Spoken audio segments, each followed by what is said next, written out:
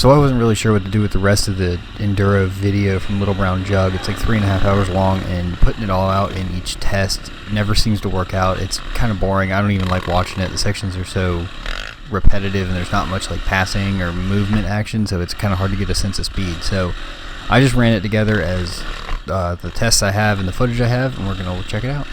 This is test 2 from Little Brown Jug. The course kind of didn't deteriorate. It was great. It was actually a lot of fun to ride this whole course. It just got really dusty. They had called for a little bit of rain, but it never actually ended up raining the night before or the day of, so it just ended up being, when you got into these big open sections of field, it was just dust, and some of the sections were like these white walls that you couldn't see through. It was nice being down in these lower sections because you can see there's a creek on my right hand side, and all of this lower section had so much residual water that it was easy to get traction and everything, and the second you start going uphill it gets dusty again. And it was like moon dust. It was so fine and slippery that any kind of front brake input on stuff like this and you just wash out.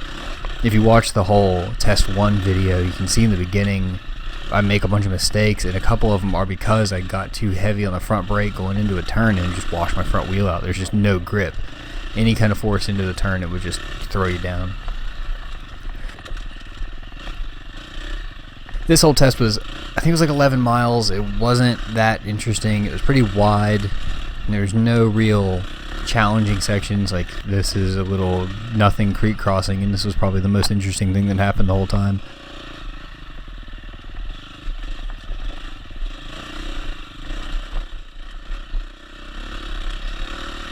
This is what I was talking about the open sections. They had these clear-cut areas where you're kind of running down these tunnels or tubes of clear-cut, and it was so dusty, and the GoPro doesn't really show it, but even you could see it's thick on the GoPro. If somebody came by you and was throwing roost, it just whited you out unless you were on their wheel so you're riding pretty much in front of their roost cloud. And I watched people, a couple times go sliding into a turn and slide into the bushes. I did it once where you just like bounce off this brush and then try to keep going. It was like riding on Mars. Everything was just caked in it, and like my air filter when I pulled it out was completely black after this whole race, or this whole section, I guess, or the rest of the race.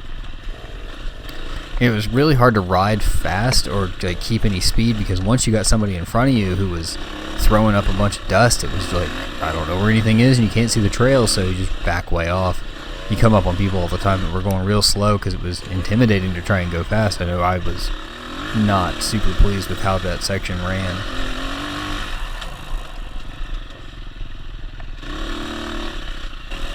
This is the end of test 2. It came back down into the woods, and it got real tight down to the bottom going into the scoring. And this is kind of how the rest of the next test goes. But this is what I was looking for. This is low, it's not much dust, even if there was somebody in front of you. And you roll through scoring, and we finished that test. Like I said, test 2 was not that interesting, and test 3 and 4 were way better. So this is test 3. Like I said, we got the pecking order going, so Keith takes off, Ron takes off, and then I'm in 3rd. This test was cool. You came out starting, and it seemed like it was going to be just like test 2, and then you drop into the woods and realize that it's not. It was bar banging for a long time. You were just in this tight pine woods, and there wasn't enough open area to really get moving to kick up dust, so the dust that there was kind of low. And it's fun watching these sections again because you can go through it. I see the hot lines, like I see the stuff I missed before, and I enjoy riding this kind of tight. This is really tight stuff. Like, if you didn't row your bars through the trees, you just clipped on either side, and it was tiring because it's a lot of shoulder work and a lot of body English to get through a lot of this stuff without clipping. But this is the stuff I practice mostly when I'm practicing for racing stuff, and it benefits me a lot, even though a lot of race courses, almost no race courses, have this kind of riding.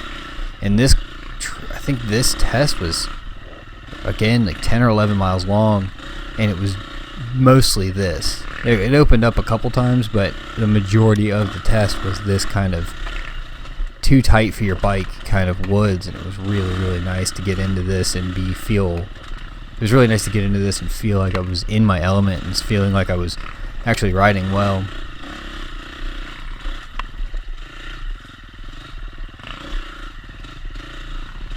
See, there's a hotline that I missed that I just didn't notice it was there. And sometimes the hotlines, I'm not sure how the pro guys or whoever's taking those hotlines do it.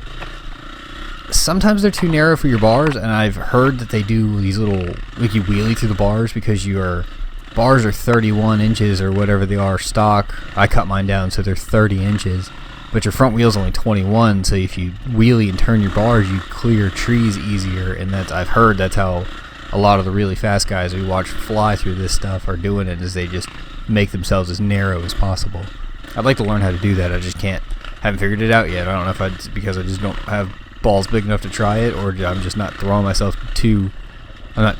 hard enough into the woods.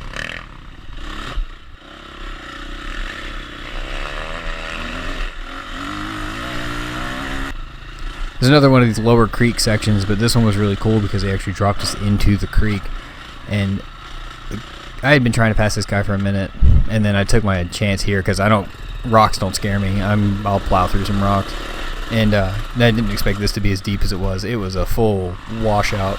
I got completely covered in water, which is kind of nice because it was humid, and I'm not sure what the actual temperature was. I heard the heat index was about 102, and so it was nice to be able to run through this creek. I was completely soaking wet after the end of this, and it was nice for a minute. It only lasted for about 10 minutes, and I was completely dry again.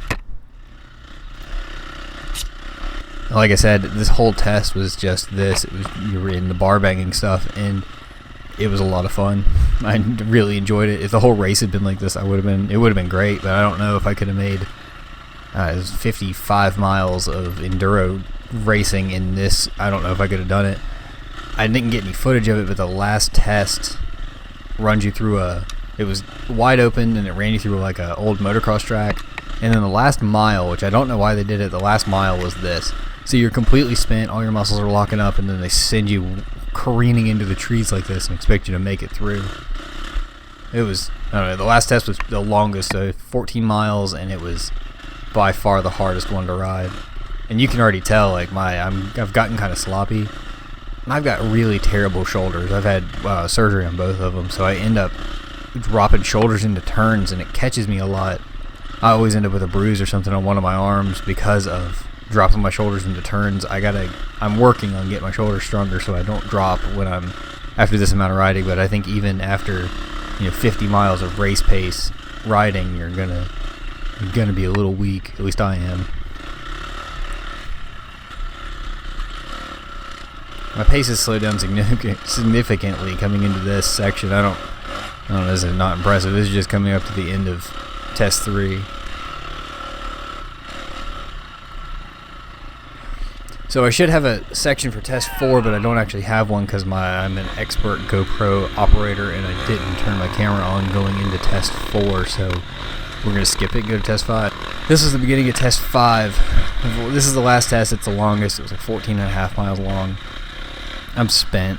Everybody's spent. About 4 miles into this, I just hit the friggin' wall and couldn't maintain a good line, and was, I just went into survival where you kind of hang out and hope that you can make it.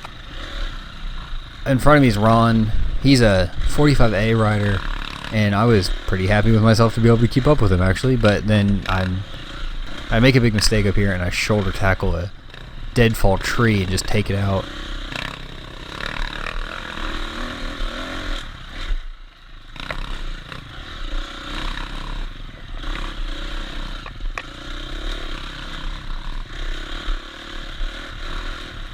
It's kind of funny hitting it because you expect it to hurt a lot more. I don't wear a chest protector. You expect this to hurt a lot more, and didn't really. You just kind of whack it with your bars and flip over.